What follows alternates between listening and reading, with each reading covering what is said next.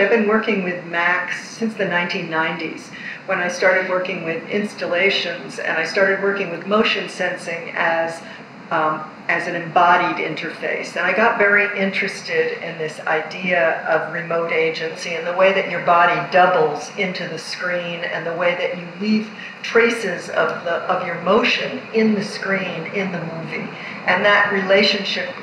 created what I was thinking of as an uncanny interface, because that sense of doubling, of being in your body and in the screen simultaneously, creates a weird sort of extruded relationship from your body to the screen that's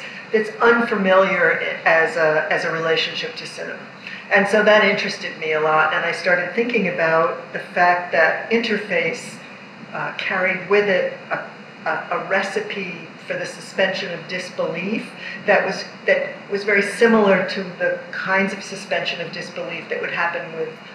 a genre fiction, and that the two things might be put together in a way that could create a very powerful language. Then I became fascinated with this idea of the user, the viewer, or the performer inhabiting a character on screen. And so I started developing the motion sensing, and we looked at all sorts of different interfaces, different kinds of sensors, things that might, that might be an interesting way to control and reanimate the image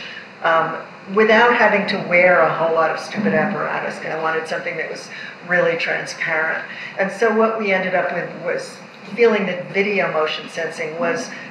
sort of the most elegant solution for what I wanted to do. Now, the combination of motion sensing and infrared arrays on the floor are run through jitter. We no longer, we do everything in jitter now. And we've created our own motion sensing system and a whole vocabulary of different kinds of triggers that can be used with motion sensing, different ways of mapping motion sensing, amount of motion, location of motion, layers of loops, combinations of loops that can be triggered in real time, layers of different videos, so that we can essentially inhabit characters and allow a movie to unfold. The system also has LED lights, incandescent lamps, a fan. Everything is networked and wired into the system, so that a scene might be triggered and different robotic screens are firing off and different kinds of music elements are happening, and